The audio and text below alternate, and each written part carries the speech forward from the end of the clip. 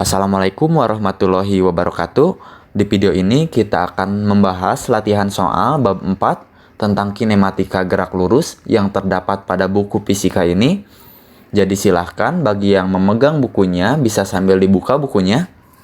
Kita coba bahas di bagian uji materi 4.1 sampai 4.5. Soal yang pertama di uji materi 4.1, Duta berjalan ke utara dari titik A ke titik B sejauh 4 meter. Kemudian berbelok ke timur sampai titik C sejauh 3 meter. Dan akhirnya ke arah tenggara sampai di titik D sejauh 5 meter. Rute perjalanan Duta dari titik A sampai titik D terlihat pada gambar berikut. Jadi gambarnya seperti ini. A ke B, B ke C, C ke D. Seperti itu. Untuk membantu memahami arah gerakannya, kita coba lihat arah mata angin ya. Jadi ada arah utara, barat, timur, selatan. Seperti itu. Kemudian yang ditanyakan, hitunglah jarak yang ditempuh Duta dari titik awal A sampai titik akhir D. Jadi pertanyaan poin A, jarak A ke D. Kita simbolkan jarak itu sebagai X ya. Jadi X AD. Jarak itu kita simbolkan dengan X. Jadi jarak A ke D simbolnya XAD. Ingat, ketika kita mencari jarak totalnya, kita cukup jumlahkan saja total panjang lintasannya dari titik awal ke titik akhir. Jadi jarak A ke D sama dengan jarak A ke B, jadi AB. Kemudian dari B ke C, lalu ditambah C ke D. Semuanya ada kan? AB itu 4 meter, BC itu 3 meter, dan CD itu 5 meter. Jika dijumlahkan hasilnya 12 meter. Jadi jarak A ke D sama dengan 12 meter. Poin B, perpindahan A ke D. Untuk membedakan dengan jarak, ingat bahwa perpindahan itu besaran vektor. Maka simbolnya kita simbolkan dengan simbol vektor juga. Jadi ada tanda panah. Atau selain dengan menggunakan tanda panah, kita juga bisa menebalkan simbolnya. Jadi perpindahan A ke D itu XAD. Sebetulnya di sini mungkin ada kekeliruan di dalam soal. Sehingga perpindahan A ke D jawabannya ditampilkan langsung di gambar rute perjalanannya. Lihat A ke D. Untuk melihat perpindahannya kita hubungkan titik awal ke titik akhirnya. Itu kunci untuk mencari perpindahan. Jika kita lihat ada kan A ke D itu 6 meter. Perpindahannya sebetulnya 6 meter. Sudah ada jawabannya 6 meter. Masalahnya tidak semua soal menampilkan jawabannya seperti ini. Jadi pertanyaannya bagaimana caranya untuk menentukan perpindahan jika tidak ditampilkan pada rute perjalanannya. Caranya seperti biasa, kita hubungkan posisi awal dan posisi akhirnya dari A ke B. Mungkin kita hanya baru bisa menentukan jaraknya seperti ini. Panjang garis biru ini sudah jelas 3 meter kan? Dari mana 3 meter? Itu diperoleh dari panjang BC. Panjang BC kan sama 3 meter. Jadi panjang garis biru ini sama dengan panjang garis BC 3 meter. Bagaimana kita mencari sisa panjangnya? Caranya kita coba pindahkan vektor AB ini ke sebelah sini. Seperti ini ya. Jadi ingat ya, vektor itu bisa dipindahkan sepanjang tidak mengubah arah dan tidak mengubah panjang atau besar vektornya. Jadi vektor AB ini sudah kita pindahkan dan panjangnya tetap sama 4 meter ya. Jika kita lihat ini jadi membentuk segitiga siku-siku kan. Panjang sisi miringnya 5 meter, sisi tegaknya 4 meter, dan sisi alasnya yang kita cari. Kita misalkan saja, sisi yang kita cari ini adalah sisi C. Nah, kita di sini akan membuktikan ya apakah benar perpindahannya 6 meter. Seperti yang ditampilkan pada skema rutenya 6 meter. Maka kita coba buktikan ya. Kita misalkan tadi segitiga siku-siku ini yang kita cari itu sisi C. 5 meter ini sisi A dan sisi tegaknya sisi B.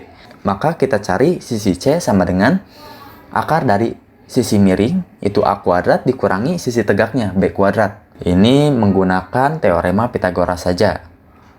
A-nya sudah ada 5, B-nya juga sudah ada 4. Tinggal dimasukkan saja akar dari 5 kuadrat dikurangi 4 kuadrat sama dengan akar dari 25 dikurangi 16 sama dengan akar dari 9 dan hasilnya 3. Maka panjang C ini adalah 3 meter.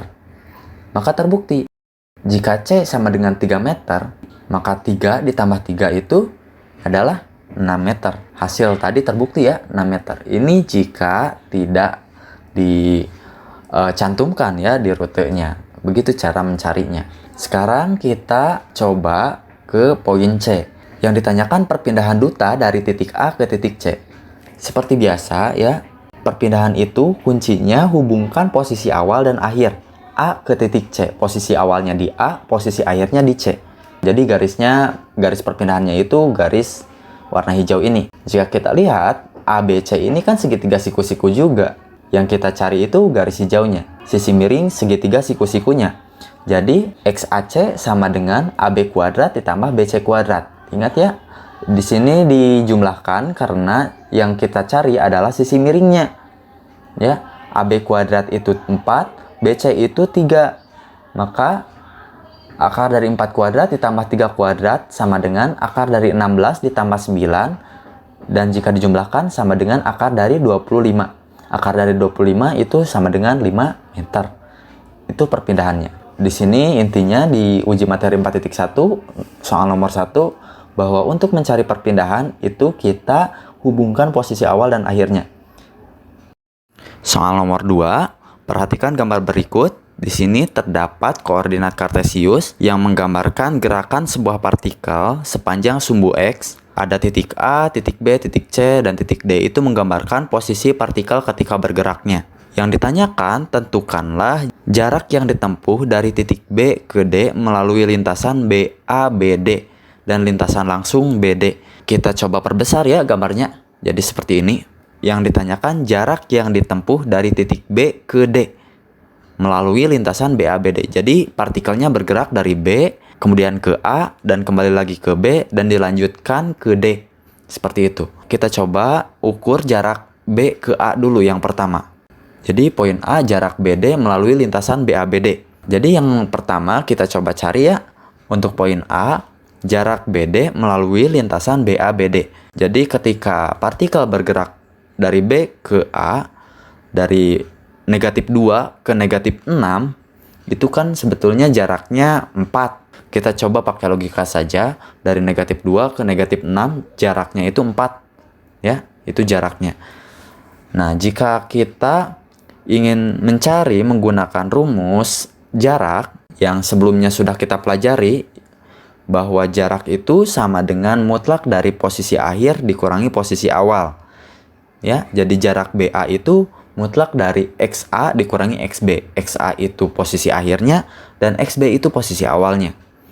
XA-nya itu kan negatif 6, kita masukkan, dan XB-nya itu negatif 2. Dan jika kita hitung, negatif 6 dikurangi negatif 2, hasilnya mutlak dari negatif 4. Dan ingat, jika setiap angka kita mutlakkan, maka hasilnya itu akan bertanda positif. Jadi mutlak dari negatif 4 sama dengan 4. Itu perjalanan pertama kan, dari B ke A. Kemudian dari A ke B. Ini sudah jelas, tidak perlu lagi dihitung ya. Pasti hasilnya sama 4. Dan dari B ke D. Jadi dari B ke A ke B, kemudian B ke D. Dan dari B ke D ini juga sebetulnya tanpa menggunakan rumus kita bisa mengukur jaraknya. Dari negatif 2 ke 9 itu jaraknya 11. Itu dari mana? Coba kita hitung negatif 2 ke 0. Negatif 2 ke 0 itu jaraknya 2. Kemudian dari 0 ke 9 itu jaraknya 9. 2 ditambah 9 hasilnya 11. Jika kita ingin menggunakan rumus jarak BD atau XBD sama dengan, ingat, jarak itu mutlak dari posisi akhir dikurangi posisi awal. Posisi akhirnya di D dan posisi awalnya di B. Posisi akhirnya berapa? Posisi akhirnya itu 9 ya di D. Dan posisi awalnya negatif 2. Kita masukkan mutlak dari 9 dikurangi negatif 2. 9 dikurangi negatif 2. Negatif dikali negatif hasilnya positif. 9 ditambah 2 sama dengan 11. Jadi hasilnya mutlak dari 11. Mutlak dari 11 itu adalah 11 juga hasilnya. Maka untuk jarak BD melalui lintasan BABD adalah kita totalkan saja semuanya. 4 ditambah 4, kemudian ditambah 11. Hasilnya sama dengan 19. Kemudian pertanyaannya, bagaimana jika kita mengukur jarak BD melalui lintasan langsung BD? Jadi tidak melalui A dulu, langsung saja kita tarik garis B ke D. Itu tanpa perlu kita hitung, sudah ketemu kan? B ke D itu 11. Nah, jadi jarak BD melalui lintasan langsung BD itu 11. Kemudian, pertanyaan kedua, perpindahan dari titik B ke C. Ingat, jika kita mencari perpindahan, kita hubungkan dulu posisi awal dan posisi akhirnya. Kita tarik garis seperti ini, garis merah dari B ke C, dari negatif 2 ke 4. Kita coba menggunakan rumus perpindahan sesuai apa yang telah dipelajari sebelumnya, bahwa perpindahan itu sama dengan posisi akhir dikurangi posisi awal. Kalau di jarak tadi menggunakan mutlak, kalau di perpindahan itu tanpa menggunakan mutlak. Jadi perpindahan dari titik B ke C sama dengan XC-nya itu 4, XB-nya itu negatif 2. Kita masukkan saja ya, 4 dikurangi negatif 2, hasilnya 6. Jadi perpindahannya 6. Seperti itu. Kemudian yang ditanyakan perpindahan dari titik A ke D. Ini juga sama, kita tarik garis dari A ke D dan kita hitung perpindahannya. Posisi akhir dikurangi posisi awal, posisi akhirnya di D, posisi awalnya di A. Posisi akhirnya 9 dan posisi awalnya negatif 6. Kita masukkan saja semuanya, 9 dikurangi negatif 6. Negatif dikali negatif itu positif, jadi 9 ditambah 6 sama dengan 15. Jadi perpindahan AD itu 15. Jadi hanya seperti itu saja untuk mencari jarak dan perpindahan. Berikutnya, kelajuan dan kecepatan rata-rata dapat dihitung dari grafik XT. X itu posisi, T itu waktu. Jadi grafik posisi terhadap waktu. Perhatikan grafik posisi terhadap waktu berikut ini. Jadi grafiknya seperti ini ya. Karena ini grafiknya posisi terhadap waktu, jadi grafik ini menggambarkan posisi benda pada setiap detiknya. Posisi A, B, C, dan D. Kemudian yang ditanyakan, hitunglah kelajuan rata-rata dari titik awal A sampai titik akhir D yang melalui titik B dan titik C. Jadi kita harus mengetahui kelajuan setiap gerakannya dari A ke B, B ke C, dan C ke D. Dan lihat bahwa titik A dan titik B itu adalah titik yang sama pada waktu yang sama. Jadi A ke B ini kita tidak perlu mencari kelajuannya. Kita coba lihat dari B ke C. Kita coba pakai logika saja dulu. Jangan kita tiba-tiba menggunakan rumus ya. Dari B ke C. Detik ke 0 posisinya 4 meter terhadap titik acuan. Detik pertama benda masih berada pada posisi 4 meter. Detik kedua benda masih berada pada posisi 4 meter. Dan sampai di detik ketiga, yaitu titik C, benda masih tetap di posisi 4 meter. Pertanyaannya, apakah benda dari titik B ke titik C itu sudah bergerak? Tentu saja tidak ya, karena tidak terjadi perubahan posisi. Masih tetap berada pada posisi 4 meter. Jadi, karena benda dari B ke C ini tidak bergerak, otomatis benda tidak memiliki kecepatan. Atau benda dalam posisi diam. Untuk membuktikannya, kita coba hitung kelajuannya. Kelajuan dari B ke C atau Pi BC sama dengan, ingat ya, kelajuan itu panjang lintasan atau jarak yang ditempuh tiap satu satuan selang waktu. Ingat bahwa jarak itu mutlak dari posisi akhir dikurangi posisi awal. Posisi akhirnya di C, posisi awalnya di B. Maka jika kita masukkan, XC-nya itu kan 4 ya. Dan XB-nya juga 4. Delta T-nya 3. Maka 4 dikurangi 4 itu 0, mutlak 0 itu sama dengan 0, 0 dibagi 3, hasilnya pasti 0. Maka terbukti ya, tanpa perlu rumus, kita sudah bisa membaca bahwa pada titik B ke C, benda itu belum bergerak atau benda dalam keadaan diam. Kemudian kita coba lihat kelajuan dari C ke D ya. Maka Pi CD sama dengan jarak yang ditempuh dari titik C ke D dibagi selang waktunya. Atau posisi akhirnya D, posisi awalnya C, maka posisi akhir dikurangi posisi awal, XD dikurangi XC, dibagi delta T. Kita masukkan angka-angkanya, XD itu 0, dan XC itu 4, dibagi delta T-nya dari detik ke-3 sampai detik ke-6. Maka selang waktunya 3 detik kan. Jadi mutlak 0 dikurangi 4 itu mutlak negatif 4, mutlak dari negatif 4 dibagi 3. Ingat, mutlak itu pasti hasilnya positif. 4 dibagi 3 Hasilnya 1,3 meter per sekon. Sekarang kita coba hitung kelajuan rata-ratanya. Kita tinggal jumlahkan saja ketika benda bergerak dari A ke D. Jadi ada kecepatan BC, ada kecepatan CD ya. Jadi kelajuan ketika bergerak dari B ke C ditambah kelajuan ketika bergerak dari C ke D dibagi 2. Kenapa dibagi 2? Karena di sini ada 2 kecepatan ya. Jadi dibagi 2 rata-ratanya. Kita jumlahkan 0 ditambah 1,3 dibagi 2, hasilnya 0,65 meter per sekon. Itu untuk kelajuannya. Kita coba hitung kecepatan rata-ratanya. Dengan cara ingat bahwa kecepatan rata-rata itu perpindahan benda atau perubahan posisi tiap satu satuan selang waktu. Di sini kecepatan BC, maka kita lihat perpindahan BC-nya berapa. Dengan cara kita kurangkan posisi akhir dikurangi posisi awalnya. Delta X BC itu posisi akhir dikurangi posisi awal. XC dikurangi XB dibagi delta T. XC-nya berapa? XC-nya itu 4. XC-nya 4, XB-nya juga 4. Dan delta T-nya itu 3. Maka 4 dikurangi 4 itu 0. 0 dibagi 3, 0. Jadi kecepatannya juga 0 meter per sekon. Kemudian kita cari kecepatan dari C ke D. Sama ini juga perpindahan dari C ke D dibagi selang waktunya. Atau posisi akhirnya dan posisi C itu adalah posisi awalnya. Dibagi delta T. Posisi D itu 0 dan posisi C itu 4. Jadi 0 dikurangi 4 dibagi 3. 0 dikurangi 4, negatif 4 dibagi 3 sama dengan negatif 1,3 meter per sekon. Ini juga sama, untuk mencari kecepatan rata-rata kita jumlahkan saja PBC ditambah PCD dibagi 2. Kecepatan ketika bergerak pada titik B ke C ditambah kecepatan ketika bergerak pada titik C ke D dibagi 2. Kita masukkan saja angkanya, 0 ditambah negatif 1,3 per 2. Hasilnya negatif 0,65 meter per sekon. Terlihat ya perbedaannya untuk kelajuan itu karena besaran skalar.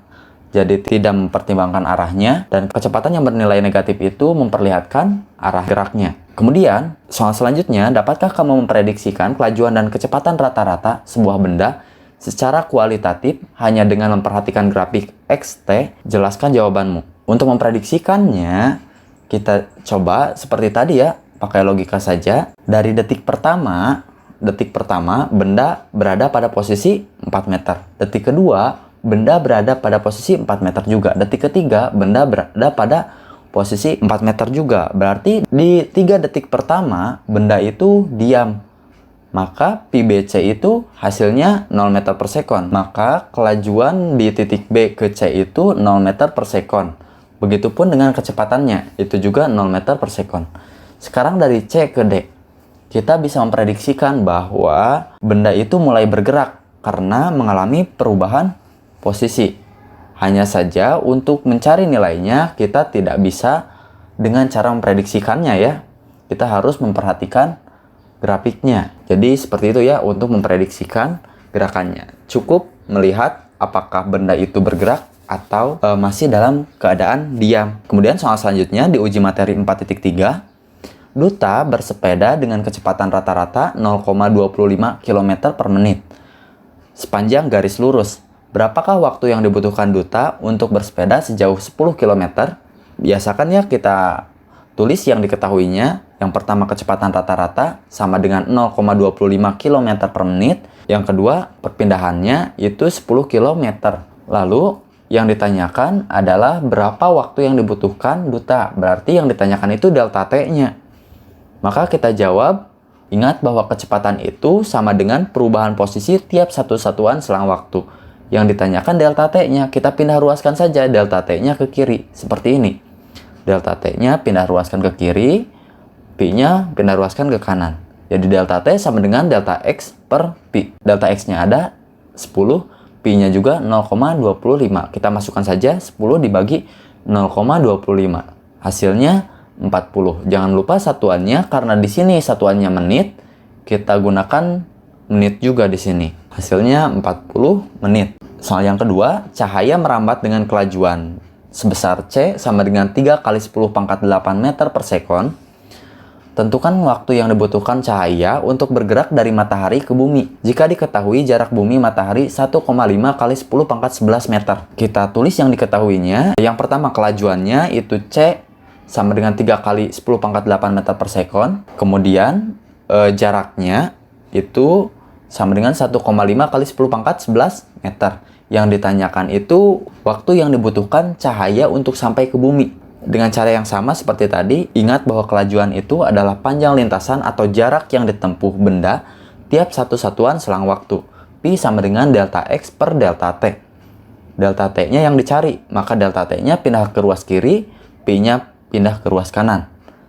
Maka hasilnya, jika dimasukkan, delta X-nya 1,5 kali 10 pangkat 11, Pi-nya itu 3 kali 10 pangkat 8. Jika kita bagi, 1,5 bagi 3 itu 0,5, 10 pangkat 11 dibagi 10 pangkat 8, itu hasilnya 10 pangkat 3. Atau hasilnya 500 sekon. Jadi, cahaya yang kita rasakan sebetulnya cahaya yang keluar dari matahari setelah merambat 500 detik dari matahari ke bumi. Seperti itu. Soal selanjutnya, nomor 3, seorang anak berlari dalam sebuah lintasan lurus yang dinyatakan dalam persamaan X sama dengan T kuadrat dikurangi 5T. Jadi ini fungsi posisi di setiap waktunya, di mana X dalam meter dan T dalam sekon. Tentukan kecepatan rata-rata anak tersebut dalam selang waktu T sama dengan 2 detik sampai T sama dengan 5 detik. Sebelum menentukan kecepatan rata-ratanya, kita harus menentukan posisi di setiap waktunya. Kita langsung saja diketahui fungsi posisinya adalah X sama dengan T kuadrat dikurangi 5T. Nah, jika kita bisa masukkan ketika T sama dengan 2 detik, maka X0-nya sama dengan, kita masukkan T sama dengan 2 ke fungsi posisinya. Jadi 2 kuadrat yang tadinya T kuadrat menjadi 2 kuadrat, yang tadinya 5T jadi 5 dikali 2. Jadi T-nya diganti oleh angka 2. 2 kuadrat itu 4, dikurangi 5 kali 2 itu 10, jadi 4 dikurangi 10 sama dengan negatif 6 meter. Kemudian, ketika T sama dengan 5 detik, maka XT-nya sama dengan, kita masukkan 5-nya ke persamaan posisinya. Maka yang tadinya T kuadrat menjadi 5 kuadrat, yang tadinya 5T menjadi 5 dikali 5. Jadi T-nya diganti oleh 5. Jadi posisi akhirnya itu 5 kuadrat dikurangi 5 kali 5. Sama dengan 5 kuadrat itu 25, dikurangi 5 dikali 5 itu 25. 25 dikurangi 25 sama dengan 0 meter. Maka kecepatan rata-ratanya kita bisa hitung kecepatan rata-rata sama dengan delta X dibagi delta T. Delta X itu X akhir dikurangi X awal, X akhirnya 0, X awalnya negatif 6, dan delta T-nya itu 5 dikurangi 2. 0 dikurangi negatif 6 itu 6, 5 dikurangi 2 itu 3, 6 dibagi 3 sama dengan 2 meter per sekon. Itu untuk uji materi 4.3. Sebetulnya di sini ada soal yang lain ya. Nomor B-nya 3B, kalau tidak salah kecepatan saat T sama dengan 3 detik. Nah, itu kita akan bahas di video yang lain. Jadi, soal 3B itu merupakan soal kecepatan sesaat. Nanti kita akan bahas di video khusus mengenai kecepatan dan kelajuan sesaat. Kemudian, di uji materi 4.4, soal yang pertama, Dita bersepeda dengan besar kecepatan merupakan fungsi waktu Pi sama dengan 3T kuadrat ditambah 2T dengan T dalam sekon. Tentukanlah percepatan rata-rata Dita dari T sama dengan 0 sekon sampai T sama dengan 2 sekon. Dan hitunglah percepatannya saat T sama dengan 2 sekon. Kita coba pertanyaan yang pertama, tentukanlah percepatan rata-ratanya. Kita lihat dulu yang diketahuinya itu fungsi waktu. Pi sama dengan 3T kuadrat ditambah 2T dengan satuan meter per sekon. Kita lihat ketika T-nya sama dengan 0, maka kecepatan awalnya itu sama dengan 3 dikali 0 kuadrat, jadi T-nya yang tadi. Jadi, untuk mencari kecepatan awalnya, tinggal masukkan saja 0-nya ke fungsi yang di atas. Jadi, untuk mencari kecepatan awalnya, kita masukkan saja T sama dengan 0 detik ke persamaan kecepatannya. Pi sama dengan 3T kuadrat ditambah 2T. Jadi, T-nya diganti oleh 0. Jadi, seperti ini. Pi 0 sama dengan 3 dikali 0 kuadrat ditambah 2 kali 0. Jadi T-nya diganti oleh 0. Jadi 3 dikali 0 kuadrat sama dengan 0, ditambah 2 dikali 0 sama dengan 0. Jadi 0 ditambah 0 sama dengan 0 meter per sekon. Jadi kondisi awalnya itu diam. Kemudian kita cari kecepatan ketika di detik kedua. T sama dengan 2 detik. Kecepatan akhirnya kita bisa peroleh dengan cara 2-nya kita masukkan ke fungsi kecepatannya. Jadi 3 dikali 2 kuadrat ditambah 2 dikali 2. Jadi T-nya diganti oleh 2. Pt sama dengan 3 kali 2 kuadrat dikurangi 2 dikali 2. Sama dengan 2 kuadrat itu 4 dikali 3 sama dengan 12. Dan 2 dikali 2 itu 4. Jadi 12 dikurangi 4 sama dengan 8 meter per sekon. Yang ditanya adalah percepatan rata-ratanya, atau percepatan rata-rata adalah perubahan kecepatan tiap satu satuan selang waktu. Perubahan kecepatan itu delta Pi itu Pi akhir dikurangi Pi awal dibagi delta T. Pi akhirnya 8, Pi awalnya 0, dan delta T-nya itu 2 sekon. Maka 8 dibagi 2 sama dengan 4 meter per sekon. Untuk mencari percepatan saat T sama dengan 2 detik, itu kita akan bahas di video yang lain. Karena itu bahasannya mengenai percepatan sesaat, sama halnya seperti soal sebelumnya yang menanyakan mengenai kelajuan dan kecepatan sesaat. Kita akan bahas di video yang lain. Kemudian soal yang kedua, mungkinkah sebuah benda mempunyai kecepatan 0 dan percepatan yang tidak 0? Jawabannya mungkin. Contohnya seperti animasi berikut ini. Ini adalah animasi gerak vertikal. Sebuah benda yang dilempar secara vertikal ke atas, lalu kembali ke bawah. Jika kita lihat, benda semakin ke atas dan di posisi tertingginya, benda memiliki kecepatan 0. Benda akan berhenti sesaat atau memiliki kecepatan 0. Walaupun kecepatannya 0, ketika benda bergerak, baik ke atas ataupun ke bawah, itu dipengaruhi percepatan gravitasi. Dan percepatan gravitasinya itu tidak berubah. Kalau di sini percepatan gravitasinya itu yang ini, yang 10 meter per sekon kuadrat atau 9,8 meter per sekon kuadrat.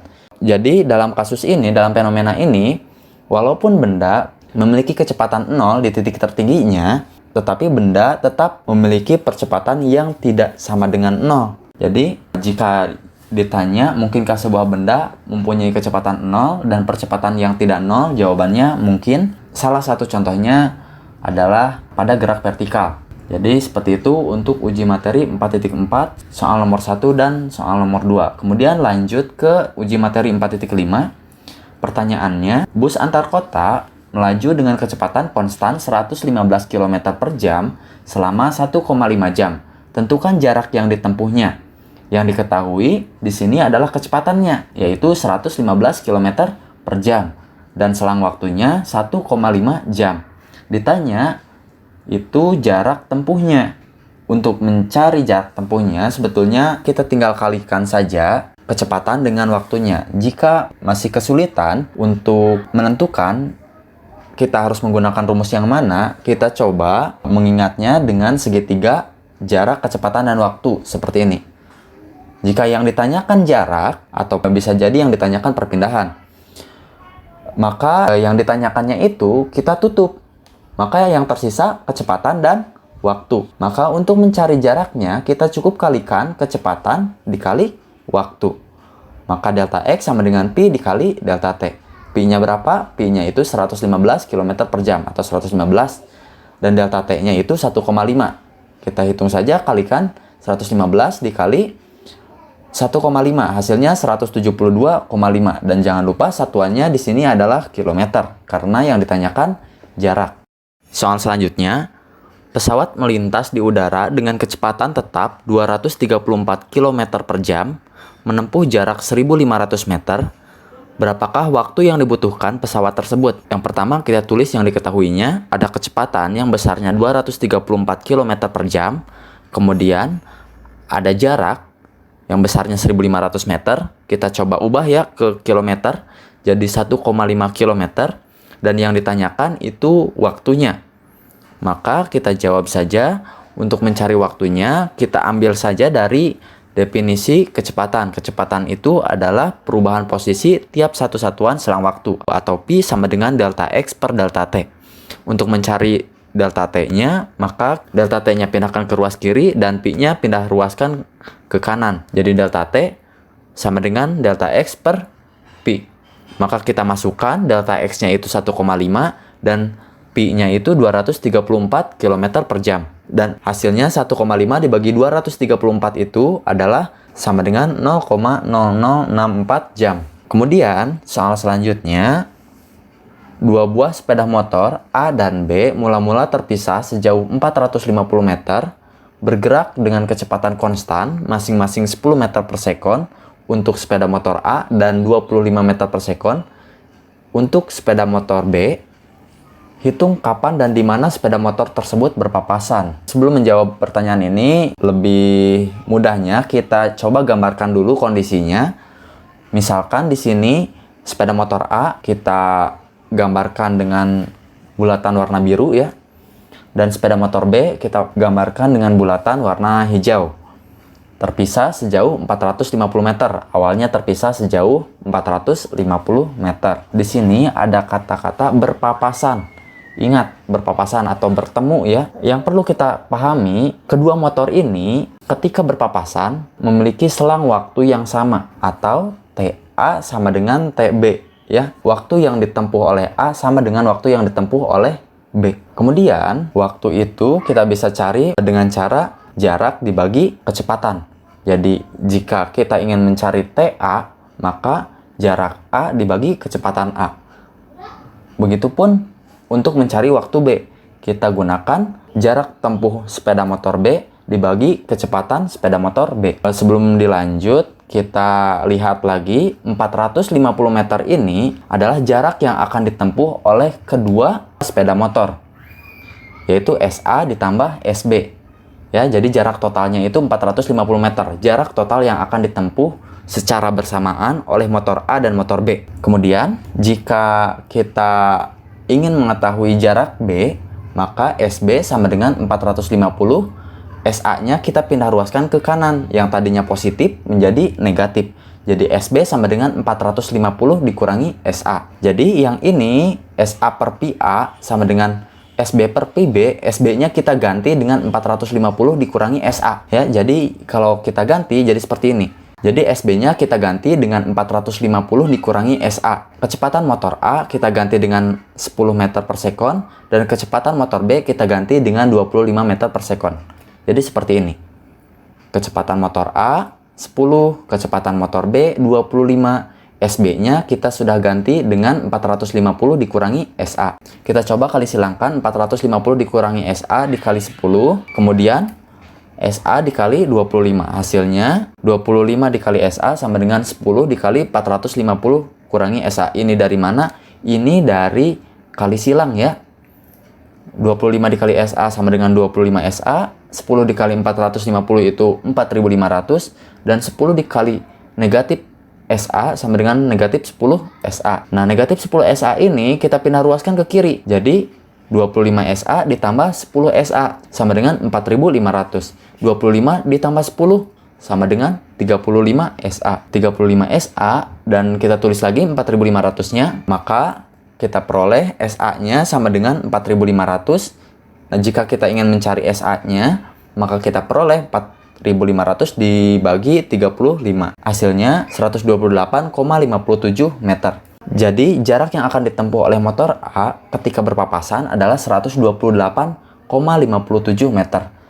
Sedangkan jarak yang akan ditempuh oleh motor B kita bisa cari menggunakan SB sama dengan, kita masukkan saja SA-nya ke ini. SB sama dengan 450 kurangi SA. Jadi SB sama dengan 450 dikurangi 128,57 dan hasilnya 321,42 meter. Maka jarak yang akan ditempuh oleh motor B itu 321,42 meter. Kemudian yang ditanyakan, hitung kapan dan di mana sepeda motor tersebut berpapasan. Jika pertanyaan yang di mana sepeda motor tersebut berpapasan sudah bisa kita jawab. Jawabannya, sepeda motor A akan berpapasan ketika menempuh jarak 128,57 meter. Sedangkan motor B akan berpapasan ketika telah menempuh jarak 321,42 meter. Lalu yang ditanyakan, kapan sepeda motor itu akan berpapasan?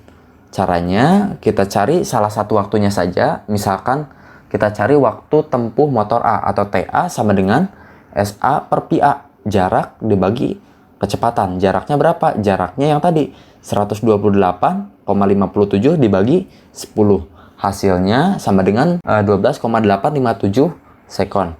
Artinya motor A akan berpapasan dengan motor B itu ketika di detik ke 12,857 detik. Sedangkan waktu yang ditempuh oleh motor B tidak perlu dicari ya, soalnya pasti sama hasilnya.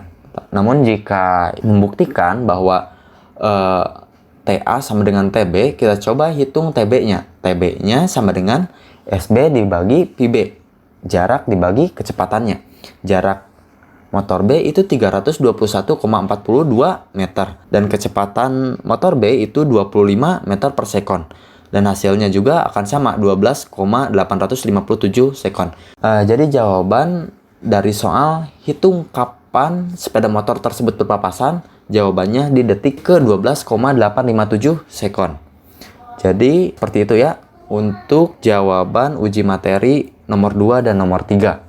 Latihan soal di video ini kita cukupkan sampai di sini. Mohon maaf jika ada yang kurang berkenan atau ada kekurangan dalam penjelasannya. Tetap semangat belajarnya. Wassalamualaikum warahmatullahi wabarakatuh.